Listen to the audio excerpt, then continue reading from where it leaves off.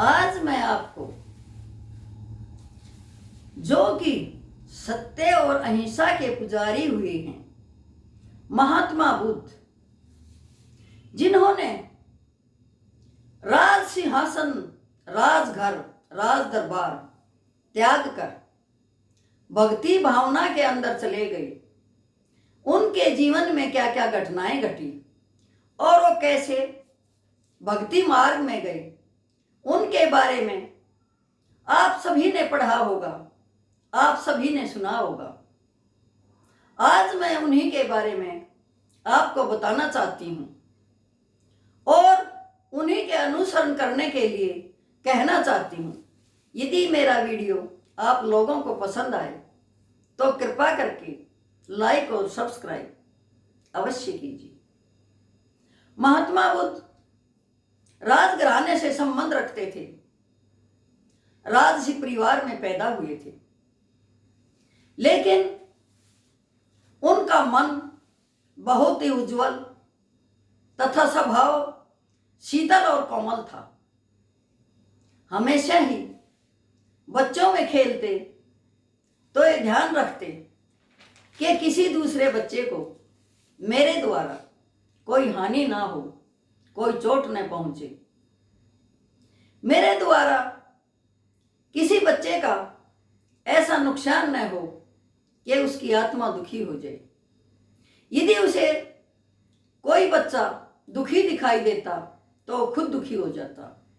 यदि किसी बच्चे के पास किसी चीज का अभाव होता तो अपने घर दौड़ के जाता और उस अभाव को पूर्ण करने की कोशिश करता था। इसी तरह से महात्मा बुद्ध का जीवन आगे चलता गया और उम्र बढ़ती गई। एक बार क्या होता है कि वो देखता है कि एक बीमार इंसान है, खांस रहा है, चिल्ला रहा है। वो देखता है ऐसा क्यों है। वो घर आके अपनी माँ से पूछता है, माँ, आज मैंने एक ऐसे इंसान को देखा जो करहा रहा था, चिल्ला रहा था और उसके शरीर में इतनी पीड़ा थी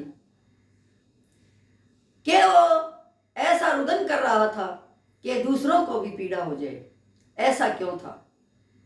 अब माँ ने उस बाल मन को समझाया, बेटा ये उसके अपने कर्म भोग हैं। पुत्र ने कहा, माँ ये कर्म भोग क्या होते हैं। माँ ने कहा, बेटा जैसा दुनिया में हम कर्म करते हैं उसका फल हमें भोगना पड़ता है। यदि हम किसी जीव आत्मा की आत्मा दुखाएंगे, किसी को भूखा तड़फाएंगे, किसी को प्यासा तड़फाएंगे या किसी को आत्मिक चोट देंगे तो उसका भुगतान परमात्मा हमें करने के लिए इस संसार में भेजता है और प्रत्येक जीवात्मा को वो भुगतान करना ही पड़ता है। फिर महात्मा बुद्ध कहता है, तो माँ ये लोग इस दुनिया में रहते ही क्यों हैं, ऐसा करते ही क्यों हैं। माँ कहती है, बेटा ये सांसारिक जीवन है, सभी को बिताना पड़ता है। कोई ज्ञान से उस जीवन को बिताता है, कोई अज्ञान से बिताता है। जो ज्ञान से बिताते हैं उनका बेड़ा पार हो जाता है, जो अज्ञान से बिताते हैं वो हमेशा ही यहीं आके अपने कर्मों का भुगतान करते हैं। अगले दिन बेटा फिर गया स्कूल, देखा एक वृद्ध आदमी लाठी लेकर चल रहा है और चलने में उसे कठिनाई हो रही है। रुक जाता है, फिर कदम बढ़ाता है, फिर अपनी लकड़ी का सहारा लेता है, फिर आगे बढ़ता है। महात्मा बुद्ध उसे ध्यान से देखता है कि क्या इंसान ये भी कभी बच्चा था, ये इतना ऐसे कैसे हो गया। घर आता है, माँ से फिर सवाल पूछता है, माँ मैंने आज एक वृद्ध आदमी को देखा। उसकी कमर झुकी हुई थी, सांस लेने में दिक्कत थी, चलने फिरने में दिक्कत हो रही थी। लाठी के सहारे से चल रहा था, फिर भी धीरे धीरे कदम बढ़ा रहा था। माँ, ये क्या था? माँ ने कहा, बेटा, जो इंसान दुनिया में पैदा होता है वो पहले बच्चा होता है, फिर जवान होता है, आखिरी अवस्था उसकी बुढ़ापे की होती है, जो कि प्रत्येक इंसान को इसी स्थिति में आना है और फिर परमात्मा के पास जाना है। यहाँ अमर कोई नहीं है, जो आया है सो जाएगा। महात्मा बुद्ध कहता है, माँ, ऐसा है तो फिर लोग इतने दुखी क्यों हैं? क्यों भागते फिरते हैं? क्यों लोभ लालच ईर्ष्या द्वेष सभी रखते हैं? क्यों नहीं शांति से अहिंसा से अपना जीवन जिए? क्यों दूसरों को दुखी करते हैं? माँ ने कहा, बेटा, संसार है, इसमें सभी तरह के जीव हैं, अच्छे बुरे सभी यहीं पर जन्म लेते हैं और यहीं से चले जाते हैं, और जन्म होने के बाद अपने कर्म के अनुसार जब वो ऊपर जाते हैं तब उन्हें उनका फल मिलता है। आप महात्मा बुद्ध बड़ी गहराई से सोचता है। अगले दिन फिर स्कूल जाता है। क्या देखता है कि 4 आदमी एक इंसान को अर्थी पर ले जा रहे हैं और काफी इंसान उसके पीछे हैं और बोलते हैं, सत्य बोलो गत है, सच्चाई में ही गति है, ऐसा श्लोक बोलते हुए जा रहे हैं। महात्मा बुद्ध उन्हें भी ध्यान से देखता है और सोचता है कि माँ से जाके पूछूंगा कि ये क्या था। अब फिर स्कूल से आता है, अपनी माँ से पूछता है, माँ, आज मैंने एक ऐसे इंसान को देखा जिसको 4 आदमी ऊपर उठाए ले जा रहे थे और सत्य बोलो गत है ऐसा बोल रहे थे। एक इंसान ने मटकी उठा रखी थी, एक इंसान ने कुछ घास फूस लकड़ियां उठा रखी थी, ये क्या था? फिर माँ कहती है, बेटा, ये उसकी संसार से अंतिम यात्रा थी। उसने जो कुछ किया, अच्छा किया, बुरा किया, आज उसके सब कर्म पूरे हो गए और वो इस संसार से अब अलविदा कहकर चला गया, क्योंकि जहां उसके कर्मों का हिसाब किताब होना है वहां तो सभी को जाना है। माँ फिर क्यों उठा कर ले जा रहे थे? बेटा, अब उसका अंतिम यात्रा थी तो उसका दाह संस्कार करना है।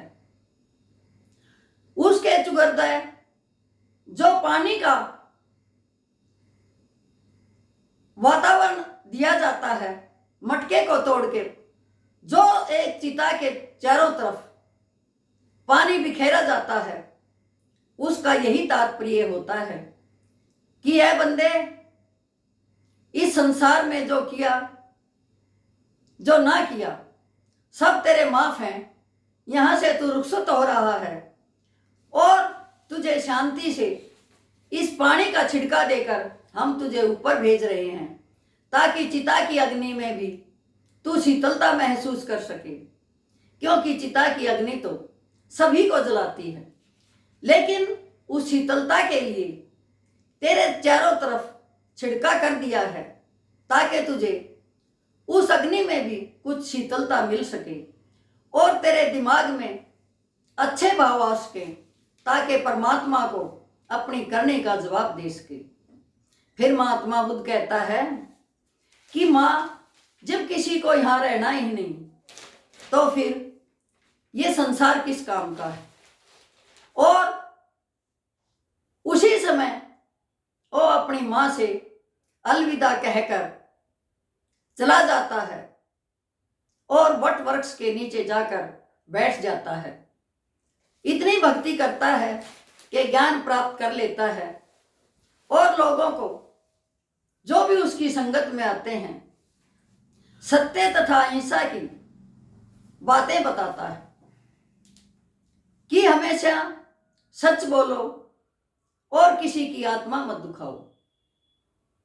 यदि जीवन में कोई ऐसा अक्षण आ जाता है कि तुम्हें अहिंसा को छोड़ना पड़े, तो उस क्रोध को काबू करो और उस इंसान से खुद माफी मांगो जो तुम्हारे साथ गलत कर रहा है। हो सकता है उसका दिमाग ठीक हो जाए और वो तुम्हें माफ कर दे और तुम अपने क्रोध पर काबू पा सको। महात्मा बुद्ध ने अपने जीवन में बहुत से ऐसे संदेश दिए जो कि जीवन को सार्थक बनाने में कामयाब हैं। ये एक बहुत ही लंबा संदेश है जो कि मैं आपको सिर्फ संक्षिप्त में बता रही हूँ।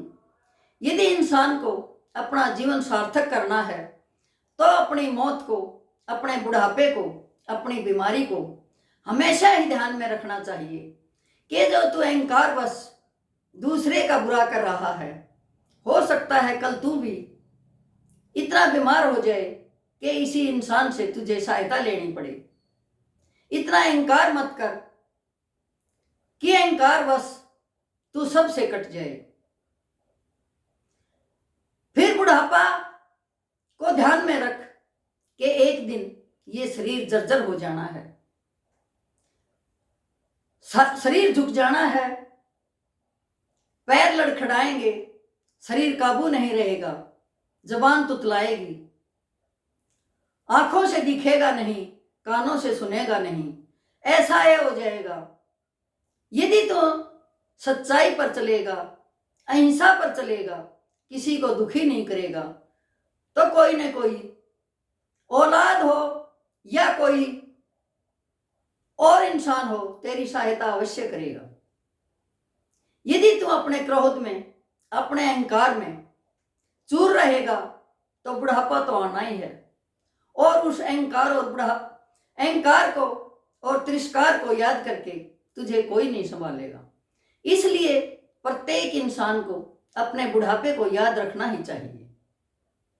लास्ट की जो यात्रा है मौत, उसे हमेशा ही याद रखना चाहिए और प्रत्येक इंसान को प्रत्येक दिन अपना आखिरी दिन समझना चाहिए कि मैं बुरा ना करूं, हो सकता है आज का ही दिन मेरे पास हो, जितना हो सके दूसरों की भलाई करूं, अहिंसा पर चलूं, क्रोधित ना हूं, किसी को दुखी ना करूं। यदि इंसान प्रत्येक दिन को आखिरी दिन समझेगा तो शायद कुछ गलतियों से बच जाएगा। यदि कोई इंसान गलती भी करता है और उससे दूसरा इंसान माफी मांग लेता है तो उसे खुद शर्म से झुकना पड़ता है कि तूने इसके साथ गलत किया है और ये फिर भी इतनी विनम्र भाव से क्षमा मांग रहा है, तो तेरा शर्मनाक होना बहुत जरूरी है। उसे खुद शर्म आएगी और शायद आगे वो गलती करने की कोशिश ना करे।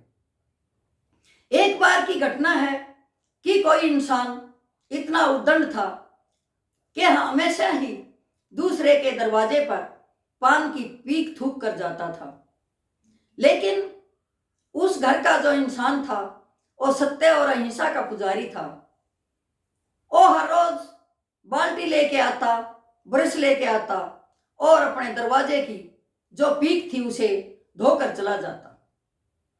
अब दिनों दिन ऐसा होता रहा। किसी ने उससे पूछा कि साहब आप इतने बड़े ऑफिसर हैं, चाहे तो इसकी शिकायत कर सकते हैं, चाहे तो इसकी पुलिस में रिपोर्ट कर सकते हैं, तेरे पास पैसा भी अच्छा खासा है, फिर आप हर रोज इस गंदे इंसान की पीक क्यों धोते हो? तब उस सत्य और अहिंसा के पुजारी ने कहा, इसका स्वभाव क्रोधित है और ये अपने क्रोध में खुद ही मरा जा रहा है, क्योंकि इसके अंदर न शांति है, न सद्भावना है, न जीने की तमन्ना है। ये तो सिर्फ और सिर्फ क्रोध की अग्नि में जला जा रहा है, लेकिन मैं इसके कारण अपने शांत स्वभाव को अहिंसा से हिंसा में नहीं बदलना चाहता। क्यों? क्योंकि हम दोनों को ही ऊपर जाना है। हमने अपना अपना जवाब देना है। इसके कर्म इसके पास हैं और मेरे कर्म मेरे पास हैं। फिर क्या देखता है कि वो इंसान जो हर रोज पीक थूकता था अपने आप ही बंद कर देता है, और एक दिन गलती से उसके दरवाजे के बाहर उसने पीक थूक दी, तो उसे खुद महसूस हुआ और अपने अंदर से बाल्टी और ब्रश लेके आया और उस साहब के दरवाजे से उसने उस पीक को धो डाला।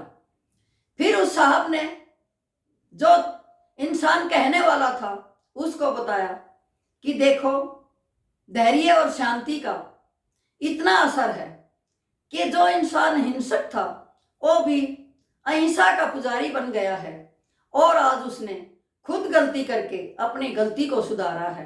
वो अपने अंदर खुद ही शर्म महसूस कर रहा है। उस दिन के बाद उस इंसान ने जिस साहब के दरवाजे पर पीक थूकता था उसे हर रोज नमस्कार करना शुरू कर दिया और उसे इज्जत की दृष्टि से देखने लगा। तो मेरा तात्पर्य यही है, यदि हमारे अंदर अहिंसा है, शांति है, धैर्य है, तो कोई भी कितना भी बड़ा निकम्मा अहंकारी इंसान हो, वो भी अपने आप अपनी श्रम से ही झुक जाता है और अपने आप को सुधार लेता है।